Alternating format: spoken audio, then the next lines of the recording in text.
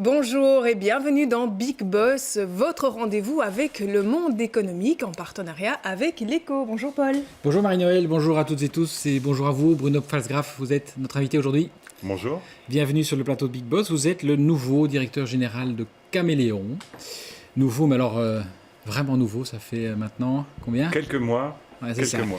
Prise de fonction récente dans un domaine, le vêtement, la vente de vêtements, que vous connaissez depuis à peu près toujours, si je ne m'abuse. Depuis toujours, oui. Ouais. Très rapidement dans ma carrière. Et d'ailleurs, en Belgique, j'ai choisi de démarrer tout de suite dans le textile. Mhm. Oui, votre nom, il n'a pas vraiment une consonance bruxelloise. C'est de quelle origine ? C'est une consonance germanique parce que je suis d'origine alsacienne, de l'Est de la France. Plus bruxellois que français aujourd'hui, Oui, parce que j'ai passé la majeure partie de ma carrière en Belgique et vécu la majeure partie de ma vie maintenant en Belgique, à Bruxelles.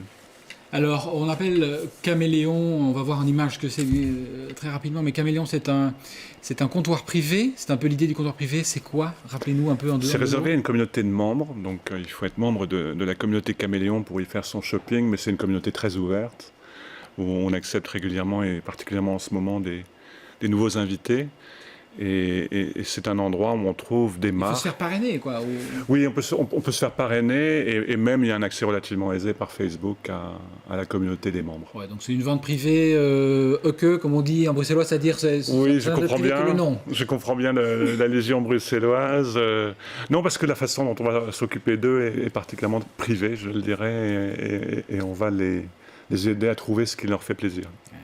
Bien réagi là-dessus. Avant de faire plus ample connaissance avec vous et vos projets pour l'avenir, voici ce qu'est Caméléon en coulisses, un reportage avec des images signées Frédéric de Hainaut.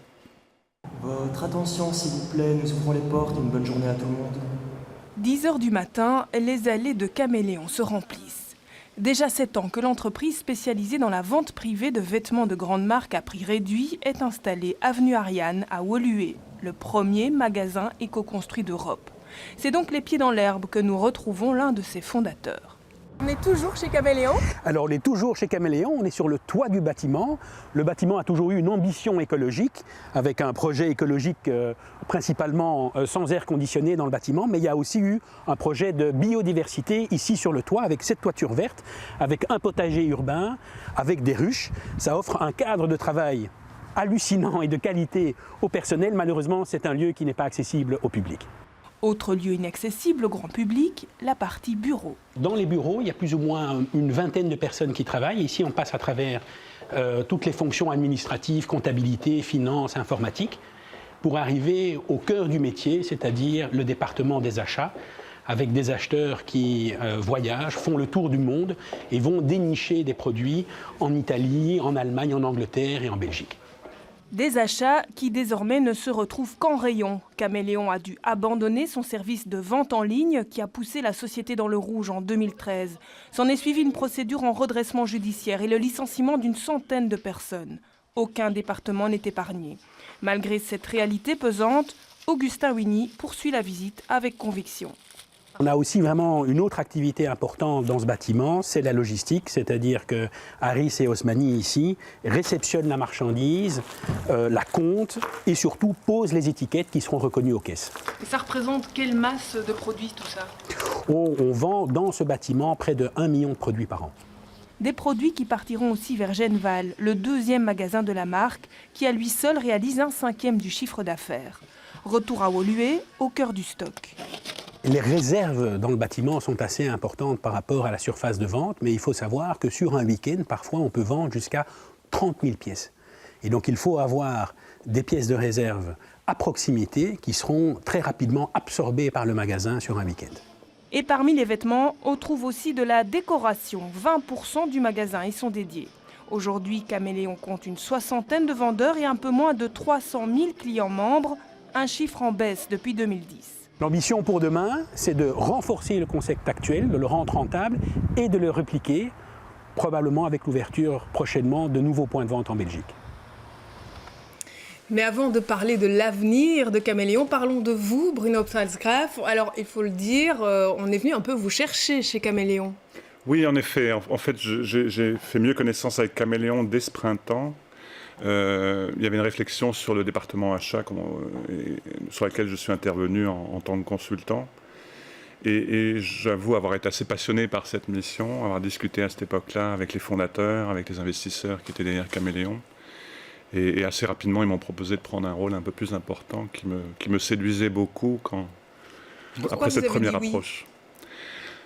Pour moi, c'est un concept qui reste d'une puissance extraordinaire, qui a en effet traversé des temps très difficiles, mais de proposer à une clientèle choisie des marques à un meilleur prix qu'ailleurs, à des prix bas, foncièrement est intéressant pour des consommateurs, et je sentais qu'il y avait clairement un potentiel.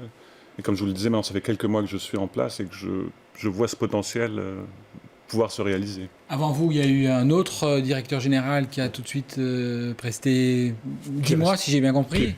Pas resté très longtemps. Également, oui. Avant, lui, il y avait un manager de crise qui est revenu qui a un peu remis la maison sur les rails. On en parlera plus tard. Ça tourne beaucoup. Vous êtes là pour un moment, vous ? Oui, alors on me challenge souvent sur le sujet et je plaisante même avec les équipes en disant que je ne vais pas être un bâtonnet de plus sur l'ardoise blanche. Non, je suis clairement là pour une mission importante. J'ai trouvé que c'était le bon moment pour moi et les actionnaires, les investisseurs de Caméléon ont voulu me faire confiance. Et c'est un grand plaisir que j'ai pris cette mission. Mais c'est une mission à long terme, il y a beaucoup de travail. Et beaucoup de travail pour retrouver la magie Caméléon. J'ai déjà des échos positifs, les gens le sentent, mais il y a un gros travail pour retrouver les racines de ce qui a fait le succès de Caméléon et qui sont toujours là et qui ne demandent qu'à être exprimés. Est-ce que vous avez investi dans Caméléon en y entrant de plein pied ? Pas à l'heure actuelle, mais c'est une des possibilités qui m'est offerte au fur et à mesure du développement. C'est quelque chose qui m'intéresserait parce que, comme je vous le dis, je crois beaucoup en l'animal Caméléon. Et ça veut dire que vous devez d'abord faire vos preuves en quelque sorte sur le redécollage de la maison pour ensuite y intéresser au capital ? Oui, faire mes preuves de toute évidence. Vous avez évoqué des passages parfois rapides mais justifiés. Il y a des personnes qui sont venues pour prendre des mesures et c'était prévu dans le court terme et c'était des bonnes mesures qu'il avait fallu prendre. Mon rôle s'inscrit beaucoup plus dans le long terme, mais clairement, oui, c'est un sujet ardu malgré tout. Première chose que vous avez changé ou que vous avez envie de changer chez Caméléon, c'est quoi ? Finalement, c'était pas de changer, c'était de revenir à ce qui fait la force de Caméléon, comme je le disais, que ce soit Jean-Cédric, le fondateur, ou Augustin, avait défini les piliers du concept et qui restent tellement vrais. Donc c'est ces marques, et des bonnes marques, des marques fortes. C'était des prix réduits. Pourquoi ? Parce qu'on achète des stocks, on achète des commandes annulées, des choses comme ceci. Donc on a une équipe d'acheteurs que vous avez aperçu sur le reportage qui sont des chasseurs, qui vont chercher les meilleures opportunités. Donc c'est des marques à des bons prix et comme on le disait au début de l'émission, à des membres qui sont ensuite choyés dans le sens où on répercute ces avantages et vous êtes passé dans le magasin, vous avez vu, c'est un peu une fête permanente. On a déjà des prix Caméléon, comme on dit, qui sont toujours à 30 ou davantage % en dessous du prix normal. Et en plus, on fait des actions tout le temps pour... Histoire d'entretenir l'attention du client. Oui. Un petit regard peut-être sur les chiffres. Voyons un peu plus précisément l'évolution de l'entreprise Caméléon ces 5 dernières années. Voilà, entre 2010 et 2015, on voit que l'effectif a diminué. On est passé de 130 à 113 équivalents temps plein et depuis lors, ça a encore bougé. On va y venir. Le chiffre d'affaires, vous vendez moins qu'il y a 5 ans. Très nettement même. Le résultat net, lui, a plutôt progressé entre 2010 et 2015. On est à maintenant 1,3 million d'euros de bénéfices nets pour 2015, dernière année, c'est pas mal. Sauf qu'entre les deux, il y a eu une espèce de trou noir qui d'ailleurs amène l'entreprise à faire face à une perte reportée, une perte cumulée de pratiquement 20 millions d'euros, 19,4. J'étais un peu checké tout ça. Ouais. Donc en gros, est-ce qu'on peut dire qu'on est déjà sorti du creux véritablement après cette première année de nouveaux bénéfices ? De ce creux, véritablement, oui. Et c'est vrai qu'entre les 2 années que vous montrez sur votre tableau, entre 2010 et 2015, il y a eu beaucoup d'événements et des sérieuses difficultés. Dire aujourd'hui qu'on est sorti du trou, alors que c'était une année très difficile, 2016, et plutôt pour des raisons exogènes et propres à Bruxelles, on y reviendra certainement. La terrible période des attentats, les problèmes de circulation, et si je parle de l'exogène, comme comme commerçant, c'est toujours facile d'accuser la météo, mais des fois, ça joue un rôle. Oui, c'est vrai que l'été n'était pas spécialement super. L'été n'a pas été très favorable et septembre, sur le commerce bruxellois, a été très difficile. Mais vous serez en bénéfice cette année, par exemple, 2016 ? Alors, on est presque à la fin. Un peu tôt, presque à la fin. On est de plus en plus confiant parce que quand je suis arrivé, comme je le disais, c'est assez sportif et vous l'évoquez. Août a été correct, on a eu une bonne rentrée. Septembre a été terrible. Et terrible parce que le marché bruxellois c'est des chiffres plombés. À -20 à cause d'une météo particulièrement défavorable et toujours une certaine constance des problèmes de circulation et autres. Et depuis, alors je parle aussi à mes collègues, il y a un certain frémissement économique plutôt positif. Nous, a été excellent en octobre, on a fait un excellent mois d'octobre et pour le moment, le mois de novembre se présente bien. Maintenant, il nous reste des mois importants. Oui. On a les gros mois d'achat. Les grands événements de Noël, nous, qui commencent la semaine prochaine, chez Caméléon, où il y a un département de décoration qui est très fort et capital. Et puis les soldes. Mais vous le disiez, vous êtes arrivé dans un contexte très difficile. Comment, en tant que nouveau directeur de Caméléon, vous êtes entré dans cette entreprise alors que, on le voit, le nombre d'effectifs est en diminution et vous avez encore dû vous séparer de personnel cette année. Oui, c'est difficile. Comment C'est difficile parce ça que on arrive devant des équipes qui ont souffert parfois au sein des difficultés passées, parce qu'on a beaucoup d'anciens Caméléons qui sont restés et qui constituent aussi le patrimoine de l'entreprise, et ils sont formidables, et on arrive et on dit oui, mais voilà. Donc vous êtes encore en train de réduire les effectifs maintenant ? Dès que je suis rentré, je suis rentré sur un plan où j'ai réduit un petit peu des effectifs. Et on en est où là maintenant alors ? Et j'ai fini avec la réduction d'effectifs, je viens d'engager 2 personnes, et on va faire une offre à une 3e cette semaine, donc...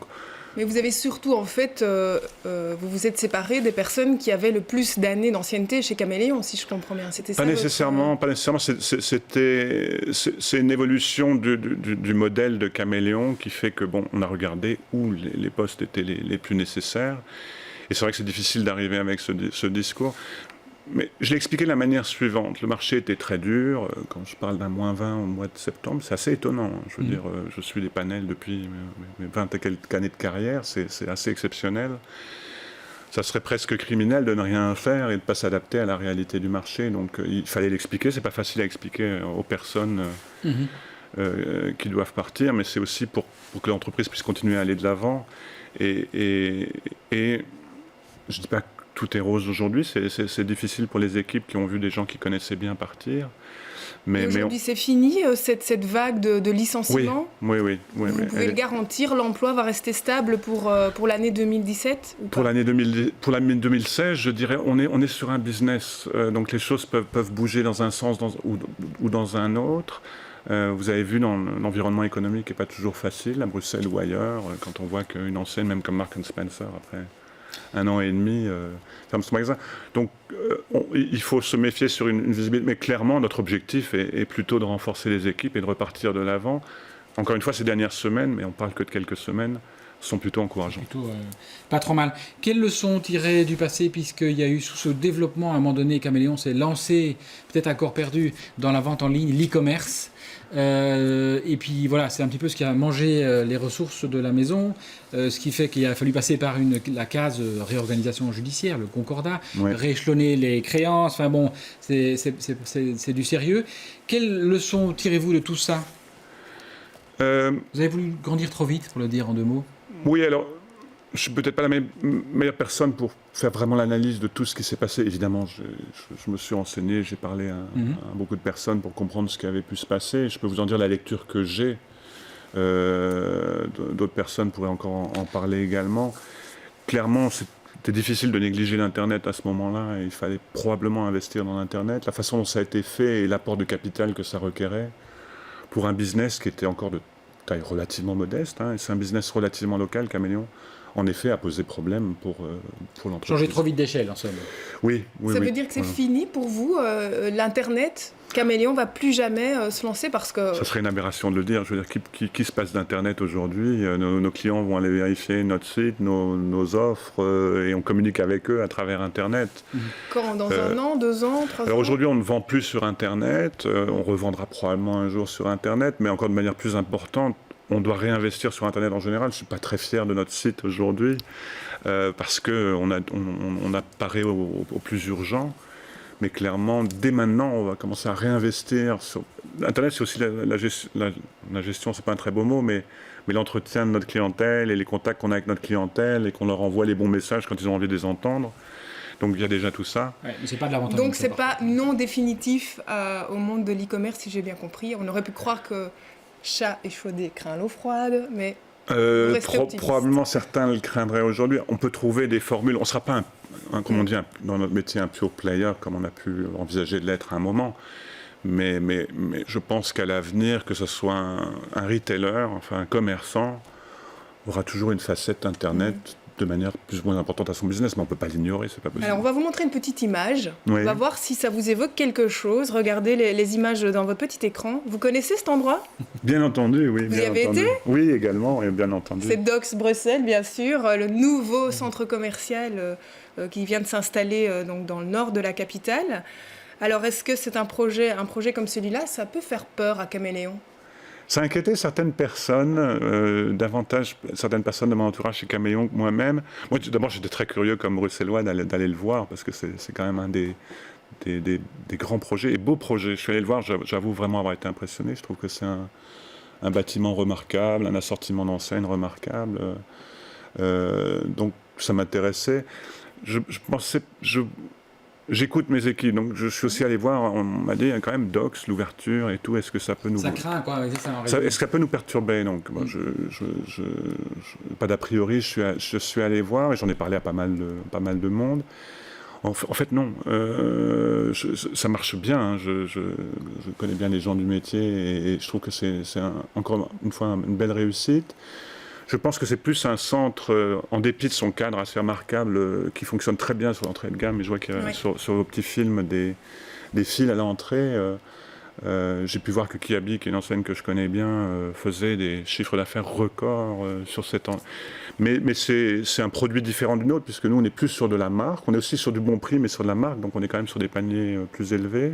Un peu plus haut de gamme que ce qu'ils font eux, c'est ça que vous voulez dire ou quoi? Qu'une enseigne comme Kiabi, clairement, par exemple.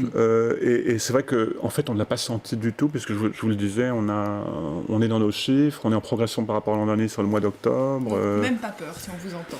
Non, moi je pense que c'est plutôt bien pour une dynamique bruxelloise, c'est bien. Puis à un moment, si ça devait nous faire un peu plus mal, on travaillera un peu plus pour faire encore des meilleures offres. Alors on a entendu dans le portrait d'entreprise réalisé par Marie-Noël, Augustin Huigny mentionner l'ouverture prochaine, probable, de nouveaux magasins. On a vu votre implantation à Woluwe et l'autre à Genval. C'est d'actualité? Vous avez des projets de ce type-là? Non, c'est pas d'actualité. Et comme il l'a dit lui-même, clairement, dans le plan que j'ai présenté, c'est d'abord de valider le modèle tel qu'il est aujourd'hui. C'est de recréer une dynamique d'entreprise avec les caméléons. Ça s'appelle entre nous les caméléons, mais recréer une dynamique d'entreprise, reconfirmer les piliers dont je parlais, donc les marques, les prix, la relation avec nos membres. Et par contre, oui, naturellement, derrière, une fois qu'on a réussi cela, c'est un modèle qui n'a pas de raison de s'arrêter là. Oui, parce que Pascal Lurquin, qui était quand même un manager de crise, a dit en 2014 que pour lui, le développement passera par de nouveaux magasins. Donc, qu'est-ce que vous attendez en gros? Tout à fait. Est-ce que vous n'avez rien dans les cartons Non, et je ne tiens pas à développer les cartons parce qu'on a des équipes réduites, on a des cartons à sortir de nos entrepôts et à mettre sur la surface de vente pour la semaine prochaine pour Noël. Vous avez bien des idées. Si vous deviez développer Caméléon, on vous voit à Genval, Brabant-Wallon ou à Woluwe, vous êtes clairement dans le sud. Vous pourriez vous développer dans le nord On peut se développer dans le nord, on peut se développer dans d'autres régions de Bruxelles. On est plutôt un acteur bruxellois, donc je pense que dans un premier temps, on restera bruxellois. Sur Bruxelles, oui. Oui, par contre, on a une structure d'achat, je parlais des chasseurs, vous avez vu la logistique dans le reportage, oui. On peut devenir une vraie machine de guerre pour opérer plus de magasins et amortir mieux nos frais fixes. Donc naturellement, c'est dans les cartes. C'est juste qu'il faut un peu stabiliser la machine, là, qui sort d'une période bien compliquée et qui, on l'a entendu, n'est pas encore forcément certaine d'être déjà stabilisée. Mais elle est stabilisée, mais Caméléon, j'ai parlé de machine de guerre, c'est peut-être pas une très bonne image, mais c'est un train lancé à pleine vitesse, quoi. Toutes les semaines, nos adhérents, quand ils viennent, ils veulent trouver des nouvelles offres, des nouveaux produits. Donc c'est une vraie dynamique commerciale. Et ça, c'est vraiment en train de se recréer aujourd'hui. On le sent, on le voit dans les chiffres. Mais on peut se demander, quand on voit votre magasin de Genval, est-ce que le concept de comptoir privé, c'est pas un peu désuet, c'est pas un peu dépassé? Il faut le faire évoluer. Et on a parlé des membres en début d'entretien. On parle beaucoup du community management et de la gestion de la communauté de membres. C'est un club privé, mais la relation est beaucoup plus proche et beaucoup plus étroite maintenant grâce justement à Internet dont on a parlé. Donc il faut dynamiser, mais le concept qui vend à une clientèle des marques à bon prix, je crois, n'est absolument pas déçu.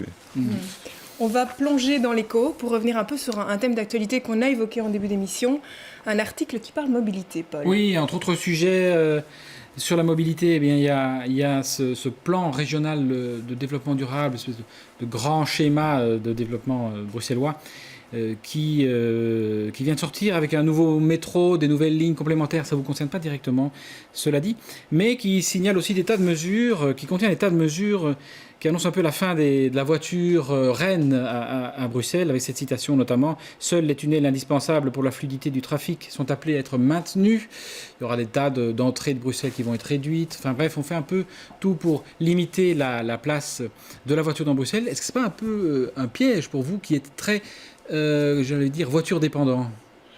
Là où vous êtes situé, il y a un parking, il faut venir avec sa voiture, quoi. Oui, alors je pense que de toute façon il faut prendre des mesures, c'est clair, et je l'ai déjà évoqué lors de cet entretien.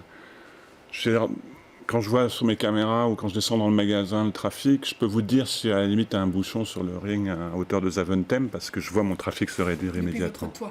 Voilà. Donc clairement, il faut trouver des solutions, et si on ne change pas nos comportements, on ne les trouvera pas. Je crois que les acteurs économiques, le monde politique essayent de trouver des solutions. C'est pas facile pour une ville comme Bruxelles, à cause de sa configuration, à cause de tout cela. Et nous-mêmes sommes un acteur local où on a toujours privilégié ce qui était écologique, et le bâtiment, vous l'avez montré, et de par sa conception, économise l'eau, l'électricité. Enfin, c'est un bâtiment extraordinaire, et c'est important pour nous. Donc, en effet, il faut organiser les choses, et ça semble tout à fait logique.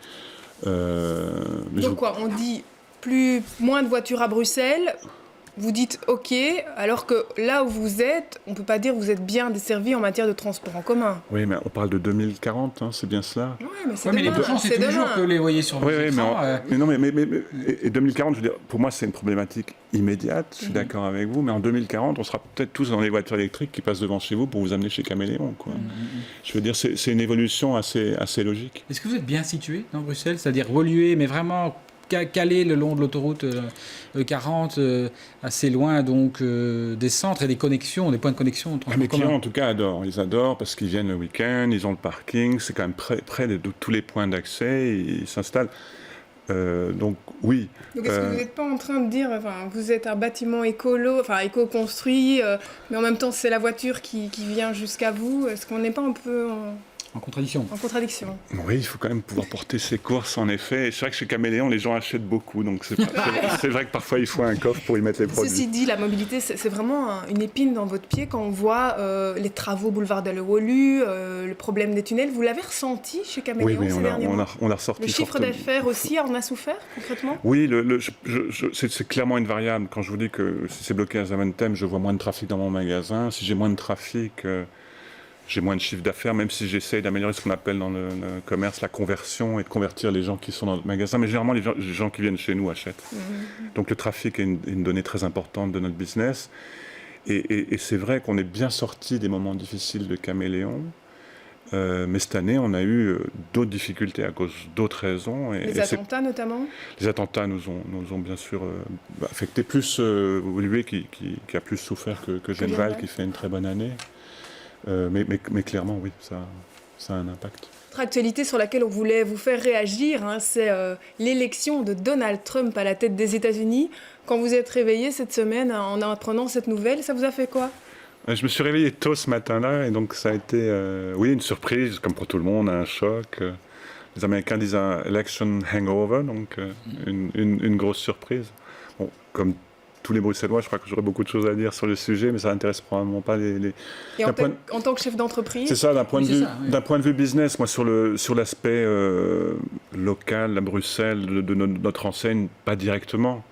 Bon, maintenant, c'est la première puissance économique. Il a parlé de mesures quand même assez Il a un spectaculaires. programme assez protectionniste. Ouais. Il a l'air bien décidé à changer les règles du commerce international, quitte à redresser des murs douaniers, des taxes douanières, notamment pour les pays qui produisent à bas coût le textile que finalement vous vendez en bout de chaîne. Donc ça pourrait quand même. Oui, ça peut toucher votre business. avoir des conséquences s'il met en place les plans qu'il a évoqués pendant la campagne. Ça peut avoir des conséquences, probablement encore davantage pour les marques que nous on peut acheter, qui ont en effet souvent des sourcings internationaux dans le monde entier et Vous pourriez qui perdre devraient des changer. marques? Non, parce que les gens vont toujours s'habiller, vont toujours rechercher des marques, donc il y aura probablement d'autres marques qui Donc oui, vous pourriez en perdre. On pourrait en perdre, oui, parce qu'il y a des marques qui peuvent disparaître et d'autres apparaître. Mais globalement, l'arrivée de ce genre de programme économique au pouvoir de la première puissance économique mondiale, ça vous étonne pas un petit peu? Vous vivez du commerce globalisé. Oui, je suis un commerçant. Mm. Je suis un commerçant, donc on est plutôt, nous, à essayer de trouver des stocks pour nos clients et d'y avoir accès. Donc quand on parle d'élever des murailles, oui, ça peut surprendre dans le monde du business, oui, clairement. Merci beaucoup en tout cas d'avoir été l'invité de Big Boss ce mois-ci. Merci Paul pour Merci, cet Daniel. entretien. On se retrouve le mois prochain avec un nouveau Big Boss. Et bien sûr, n'oubliez pas de lire l'Écho ce week-end si vous voulez encore en savoir plus sur Caméléon. À bientôt.